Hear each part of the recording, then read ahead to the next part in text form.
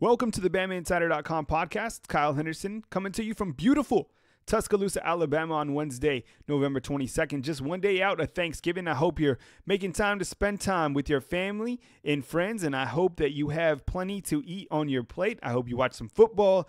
I hope you are checking out BamaInsider.com, and I hope you are thankful to the servicemen and women overseas defending our freedom. Let's not forget them as we gather around the table tomorrow. We're going to have Andrew Bone on the program in just a few minutes, but I wanted to highlight the basketball game, which took place last night as Alabama defeated UT Arlington 77-76. What a performance by UT Arlington. Kevin Hervey, incredible performance last night. 9 of 14, 4 for 5 from beyond the arc, finished with 24 points. I mean, the kid was on fire, especially in the first half. Alabama led by Colin Sexton, who was 8 for 15 from the field, 11 for 14 from the free throw line, finished with the game high 29 points. Here's Avery Johnson on Alabama's victory over a very impressive UT Arlington last night. Great win for our program and team. In the past, there were a lot of times we were disappointed sitting here at this podium talking to you guys. By any stretch of the imagination, it wasn't pretty. But we did whatever it took to win the game. We had a couple of breakdowns in the first half. We changed some stuff at halftime and had a much better effort, especially on the defensive end of the floor, against a really good UT Arlington team that's, barring any unforeseen things, they're going to make the tournament. They're going to probably win their league. They got two of the best players in their league, and Neal and Hervey can play anywhere in the country. We talked to you guys about that on yesterday, talked to our team about it. Now they understood, especially after the first 10 minutes of the game or first 5 minutes of the game, how serious we were about this scouting report. Alabama basketball now 4-0 on the season. They will take on BYU on Friday and Minnesota on Saturday in the Barclay Classic from Brooklyn, New York. No TV for both of those games. However, the University of Alabama will provide a Facebook stream. Go to BamaInsider.com. During game times, you can check out all that information. We got you covered on BamaInsider.com so you can catch Alabama basketball as they make their trip to New York. Remember, they play on Friday and on Saturday. More information back on BamaInsider.com. Now on the program with Andrew Bone of BamaInsider.com. He's our recruiting analyst, and I know deep down that's what you want. You want the recruiting nuggets, and nobody can give that to you better than Andrew Bone of BamaInsider.com. What's good, Bone? How you been today, man? Hey, what's good, Kyle? How are you doing this week? Man, I'm excited, and as I mentioned in my opener, this will be my first Thanksgiving in Tuscaloosa, man. So I'm humble, I'm grateful, and I'm excited about the Southern style of Thanksgiving. I'm interested to see what's on the table this year. Well, at least you're not sitting around with a family arguing about who's going to win the Iron Bowl, anything like that. But you are going to experience your first Iron Bowl in the state of Alabama. So I hope you're ready for it. Yeah, I mean, Tony and I are going to drive down early Saturday. I heard it's, going to be kind of a zoo, trying to find a place to park even for media. But we'll get all checked in, and, of course, we'll have a ton of coverage on BamaInsider.com. Today, I think it's a great time to talk about recruiting going into the Iron Bowl. And I think a good starting point is let's talk about some of the memorable recruiting battles through the last few years with these two teams. Yeah, you look back at Reuben Foster's recruitment, and Reuben Foster, Butkus Award winner, having an unbelievable rookie season with the San Francisco 49ers. Auburn had Gene Chizik as their head coach at the time, and at the end of the season, Gene Chizik was fired by the Tigers. Basically 2 years removed from winning a national championship, which is it's crazy to imagine. But Reuben Foster ends up still having a relationship with the Alabama coaching staff throughout the entire ordeal, including really with Kirby Smart. Kirby Smart never gave up on recruiting Reuben Foster, and ends up just a couple days before National Signing Day flipping his commitment back from Auburn to Alabama. T.J. Yeldon, that was another one. It really kind of went down to the wire. A lot of people thought that he was going to flip to Alabama, but he continued to say that he was rock solid with his commitment to Auburn.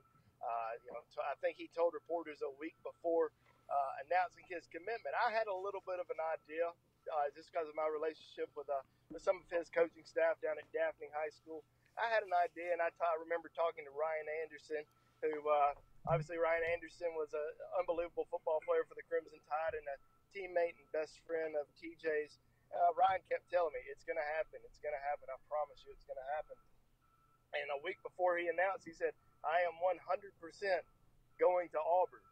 And, it kind of made most of the Auburn fans, most of the Auburn fan base feel pretty good. And, of course, we got called stupid and homers and stuff like that for saying that Alabama still had a chance with him, after those comments. But obviously Alabama was able to flip him. We saw Cyrus Kwanjo, another Alabama All-American, announce on National Signing Day to Auburn instead of Alabama, which shocked even his parents. His parents were so blown away that he had announced for Auburn because they had never even been to Auburn, had never discussed Auburn with him, but he had taken an official visit to Auburn the final weekend before National Signing Day and announced for the Tigers. And it was kind of crazy because I talked to someone who was at his announcement, and they said he's not signing with Auburn. He's going to end up signing with Alabama.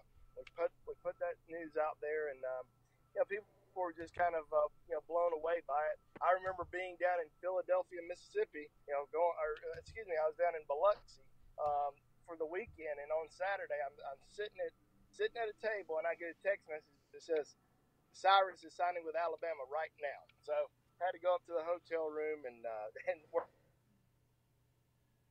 I think it was we had gone down there for a birthday weekend, but some of the I guess the one that a lot of people talk about at least today because of how recent it was Rashaan Evans. An Auburn legacy, played at Auburn High School. Absolutely no way he was going to Alabama. And I remember throughout much of his recruitment, Alabama was really not a factor. I think he had named the top 10 at one point. Alabama wasn't even in his top 10, but they continued to recruit him. He had an unbelievable senior season, was the MVP of the Alabama-Mississippi All-Star game, and just had a fantastic high school career for Auburn High School.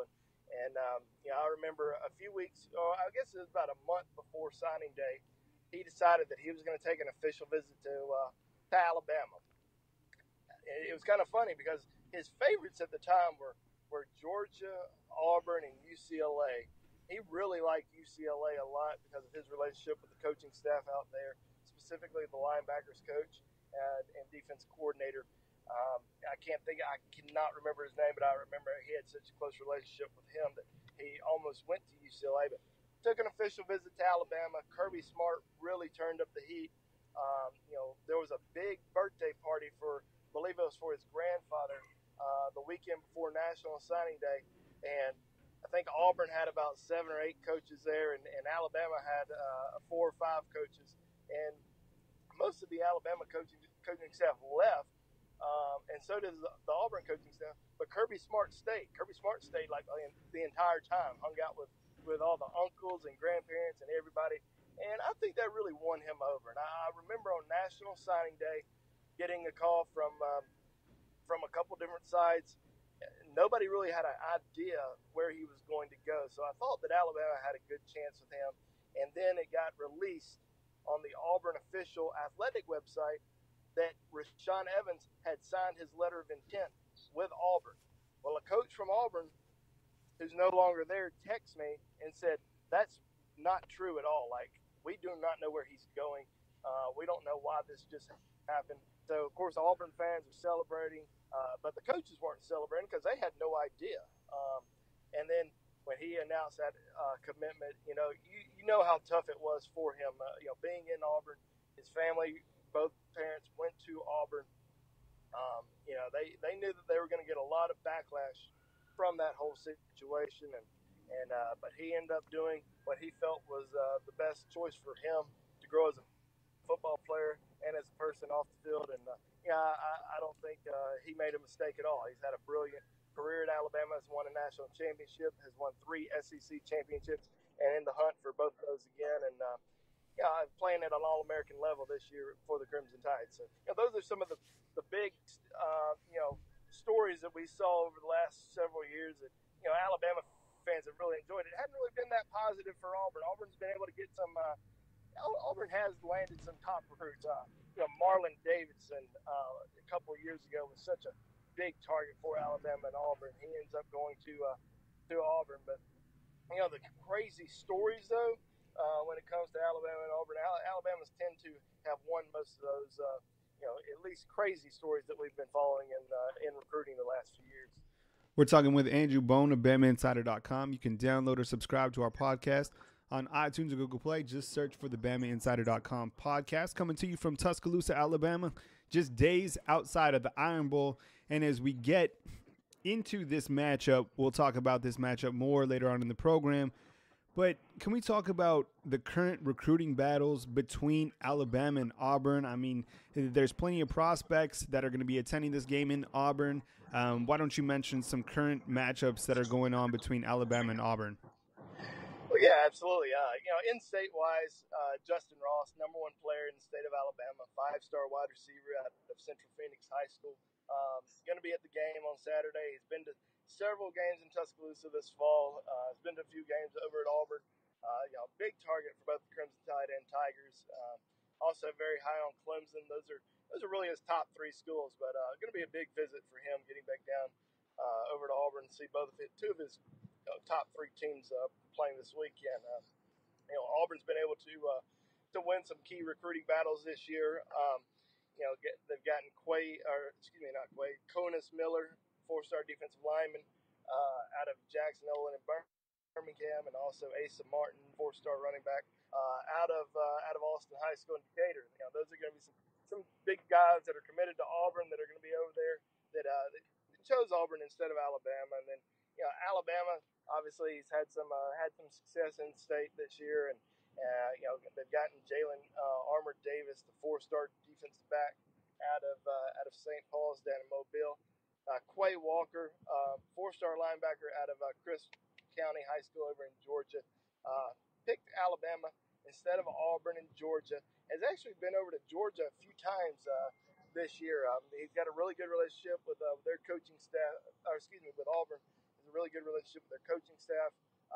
His former teammate, Marcavius Bryant, Big Cat Bryant, is a linebacker for the Tigers. So that's something to kind of keep an eye on. It looks like Emory Jones, the 5-star quarterback out of Georgia, committed to Ohio State. Is going to be over there this weekend. This is going to be his 5th time to see Alabama play this fall. Been to 3 games down in Tuscaloosa. Went to the Florida State game at the beginning of the year, and now is going to be back in Auburn this weekend. This is going to be a second visit to Auburn. A lot of people are saying, well, maybe Auburn's a contender for him right now. Yeah, I think that they are slowly getting in the race. I think they'll get an official visit, but at the end, I still expect it's a very tight battle between Alabama and Ohio State for Emory Jones. Coming to you from Tuscaloosa, Alabama on the BamaInsider.com podcast. Talking with Andrew Bone. Right now you can sign up for BamaInsider.com. Use the Iron Bowl special. Go on. We got $100 of free stuff. Log on to BamaInsider.com. Now's the perfect time to subscribe to BamaInsider.com. Got a ton of content coming your way on the website. Now leading the coverage in Alabama football and basketball coverage. Bone, give us the latest on Nadab Joseph, man. I thought he was going to commit last week, then this week. Still no commitment from Nadab Joseph to Alabama. What's the latest? Yeah, it's a pretty interesting situation with Nadab Joseph, the Rivals 100 defensive back out of Miami. Been considered an Alabama lean for a long time. Even when he was still committed to LSU, we considered him a lean towards Alabama, and we kind of expected him to announce a decision before the start of the season. He decided to wait. He's made a few trips to Tuscaloosa this fall, was also in Atlanta for the Florida State game. Had planned on announcing a decision last Thursday. He actually came out and said that he was only announcing a time for his announcement, but we knew that he was actually going to announce a decision. Decided to hold off because Georgia had been trying to get him in for an official visit, and they talked him into coming in for an official visit this past weekend. and then he was going to announce a decision on Monday. All signs pointing towards Alabama, and he decided to cancel his announcement. And he says he's still going to announce here pretty soon, but he's going to take, he may take one more visit, before announcing a commitment. We'll see what happens. I can't imagine Alabama's too happy about the way things have played out. They still need defensive backs in this class, so I can't really see them moving on from him at all. If it was another position, they were only taking maybe 2 or 3 guys, they would have probably moved on. But because they're trying to sign 4 to 5 defensive backs, they only have one commitment, which I think Savion Smith, the JUCO corner out of Mississippi Gulf Coast, will end up being in the class here pretty soon. So I think Alabama at least has 2 guys on board. Nadab would make 3, and obviously they're still trying to go after a few more guys. But I still think Nadab will be in Alabama's class. It just may be a little bit later down the road. We're talking with Andrew Bone of BamaInsider.com. You can follow him on BamaInsider.com, and of course, he's always killing it on Twitter. But all his coverage and all the nuggets back on BamaInsider.com. Bone, as we wrap up the recruiting section of the podcast, with coaching changes, will it help Alabama with any guys, specifically the news regarding Kevin Sumlin, the Texas A&M coach who looks to be let go this weekend after Texas A&M takes on LSU? Can Alabama get back on track with, let's say, a guy like Bobby Brown? Yeah, I think a lot of people saw the story that came out from the Houston Chronicle yesterday about Texas A&M splitting ways with Kevin Sumlin, regardless of what happens on Saturday. On Friday in their game against LSU. Bobby Brown is still a big-time target for them. 4-star defensive lineman, has been at the top of Alabama's recruiting board for a long time. Alabama's certainly going to go see him in early December, try to get him, to consider a flip to Alabama. He chose A&M instead of Alabama, but I don't know if they're really going to be able to flip him, just because when he announced his decision, it was really because of proximity to home. So we'll see if anything changes there. I still think Alabama has a great shot to land Jacob Copeland, the Florida commitment. I'm sure he's waiting to see what Florida does. If they end up hiring Chip Kelly, does that change things? Since they're such he's such an offensive-minded coach, and Jacob Copeland, one of the top offensive players in the entire country. Will he want to, give Chip Kelly a shot? But I think Alabama still has a great chance to get Jacob Copeland in this class. And, you never know. We'll see how things shape up the next 2 months, because I think Alabama will get some guys in for official visits that we really weren't maybe talking about a week or 2 ago. We saw a couple guys in town this past weekend. Devod Wilson, 4-star cornerback from Miami, who's committed to Florida. We saw Matt Corral, the 4-star quarterback out of California, also committed to Florida, take official visits to Alabama this past weekend. So we may see some more of those type guys visit over the course of the next 2 months. And, maybe Alabama ends up going after somebody that, we weren't talking about, even as of today. Thanks, Bone. Hope you have a good Thanksgiving with your family, man. Hey, you too, Kyle. Have a great one, buddy. As we move forward in the program, the Iron Bowl is finally here. Alabama takes on Auburn. Jordan-Hare Stadium, 87,000 will be completely slamming TV, CBS. Kickoff time, 2:30 p.m. Your play-by-play announcer is Brad Nessler. The TV analyst is Gary Danielson. The BamaInsider.com crew, Tony Sakalis and myself, will be in Auburn bringing you coverage on BamaInsider.com. Now, overall, this is the 82nd meeting between Alabama and Auburn. Alabama leads the Iron Bowl 45-35-1 in Auburn. Auburn actually leads the series 8-5. The current streak, Alabama has won the last 3. Last meeting in November 24, 2016, Alabama came away with a 30-12 victory. Some additional series notes. Alabama and Auburn will meet for the 82nd time on Saturday. Alabama holds a 45-35 overall series lead, as mentioned. That dates back to the 1893 season. The Crimson Tide and the Tigers first met on February 22nd, 1893 at Birmingham's Lakeview Park, with the Tigers claiming a 32-22 victory in the inaugural matchup. Alabama has had the upper hand in recent meetings, claiming 7 of their last 9 matchups. Crimson Tide head coach Nick Saban is 9-6 all-time against Auburn, including a 7-3 mark in the Iron Bowl and a 3-2 record with the Tide at Jordan-Hare Stadium. Auburn head coach Gus Malzahn is 1-4 against Alabama in his 5 years with the Tigers. Here are Nick Saban's opening comments on the Iron Bowl from Monday. You know, Minka will practice.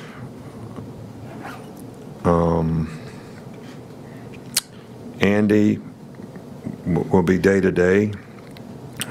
Terrell Lewis and Christian Miller are in the functional phase of rehab and not cleared medically to play.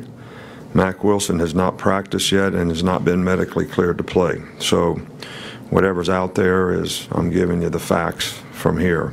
I'm not saying that those guys are out for the game, and I'm not able to say whether they'll be able to play in the game.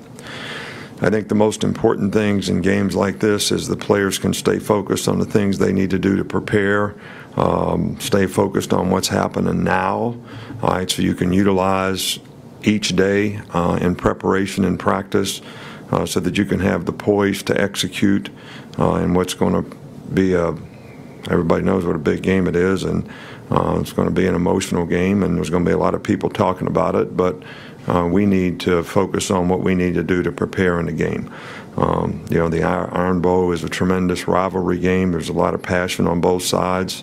Lots of people are interested in it. It's got lots of ramifications, you know, this year. So as a competitor, this is always a game that you look forward to having the opportunity to play in, and our team has put themselves in a position where they have an opportunity to accomplish something in terms of taking the next step that we need to take to be able to have a chance to win the West or have an opportunity to play in the SEC championship game. You know, Gus has done a phenomenal job, in my opinion. His team has improved throughout the course of the year and is playing as well as probably anybody in the country right now. All you got to do is look at statistical information. They're, you know, ranked very highly in offense. They're ranked very highly in defense. They've got some real special people on special teams, including the kicker, Daniel Carlson, who is a weapon in and of himself. They're very disciplined. They don't get a lot of penalties. Jared Stedham, the quarterback, has really made a lot of explosive plays, and not only do you have to stop the running game and carry on Johnson, but also vertically down the field, the way they've been able to attack people and make explosive plays with their receivers is very complementary to the balance that they create, you know, on offense. So this is all around an outstanding team, and obviously one of the teams that's, you know, one of the top ranked teams in the country for good reason, because that's how they play. Here are my quick takes on the game, okay, for this weekend, for the Iron Bowl. I think it comes down to a couple key players in this matchup, and I know everybody's excited and anticipating the return of Terrell Lewis and Christian Miller, Mac Wilson, potentially. We have no idea if those players are going to play. Probably see them in action in some capacity, but right now, the players that are going to play, you got to rely on the cool, the calm, the poised quarterback, Jalen Hurts, who this year has a passing efficiency of 159.58. He's thrown for 1,800 yards and 14 touchdowns and looked completely poised in chaotic situations. What we saw him do against Mississippi State could predicate what he does in the future when Alabama is faced in tough situations. I mean, the kid is as cool as we've seen. He's the leader of this team. It's insane that he's only a sophomore, and it's insane that some people continue to criticize his play, because what he's doing at Alabama as a starter, as a sophomore, anybody in the country would want him as their quarterback. So he is going to be a difference maker again come Saturday in Auburn. I think this game also comes down to Alabama running the football. I think they got to use all of their backs, and I want to see what Damian Harris can do. I think he's been a little bit quiet as of late, but he's explosive. I mean, you look at what he's done this season, 860 yards on the season. Bo Scarborough, we saw him rattle off a big run in this last game against Mercer. And I think Josh Jacobs is one of the players that could be a secret weapon for Alabama. I mean, he honestly has looked like the best overall back over the last couple of weeks. I mean, he's just exceptional. And I think when looking at the past few seasons of this matchup, you guys know the Iron Bowl better than I, but I've been doing my research. This game has came down to big-time players. Which guys are going to rise up? I look at a guy like Calvin Ridley, 52 receptions this year for 858 yards. Over this matchup, one of the Alabama receivers has really jumped up and taken control of this game. Look for Ridley, of course, to make big-time plays. For Auburn, I think, a lot of it is going to depend on Jarrett Stidham at quarterback. And not to keep this all offensive, but I think one of the key players in this entire game is for Auburn, and that's Daniel Carlson. Think about how many points he's put on the board against Alabama. I mean, the kid is clutch. He's got a big leg. If it comes down to a critical situation, I think you look at special teams. Daniel Carlson for Auburn is exceptional, and I think the same with J.K. Scott for Alabama in terms of the punt game. This game is going to come down to the team that makes the least mistakes. Alabama has rarely turned the football over this season. The team that turns the football over the most will lose this game, as it usually goes. And I think Alabama going in has a lot to prove. I think they probably have a little bit of a chip on their shoulder, just being the fact that people think that they're defeated, that they're depleted. And that's taking a little bit of heat off them as terms of just being the number one, going out every single week and being such a big favorite. I think Alabama going into Auburn knows what's down the line. I think they know how good Auburn is. And, there's so many implications riding on this outcome. Alabama wins this game, they will go on to the SEC championship. And I think if they do reach the SEC championship, they're a lock for the college football playoffs. Now, if Alabama was to lose to Auburn, there's a lot of different scenarios that we're going to have to keep tabs on. You're going to watch for teams like Wisconsin and Oklahoma. If those teams continue to win out, I think Alabama's chances, if they were to lose to Auburn, will take a step back in the college football playoff rankings. But you got to win this game. You got to get to the SEC championship game. It's going to be tough to win in Auburn. Jordan-Hare Stadium is going to be packed. It's going to be rowdy. If you thought Mississippi State was loud, I'm anticipating this one to be even louder. All our coverage will be back on BamaInsider.com. I hope you have a great Thanksgiving with your family. Be safe on the road. Be safe traveling to Auburn. Make time with your loved ones. And we'll catch you soon back on BamaInsider.com from beautiful Tuscaloosa, Alabama. Thanks for listening to the BamaInsider.com podcast.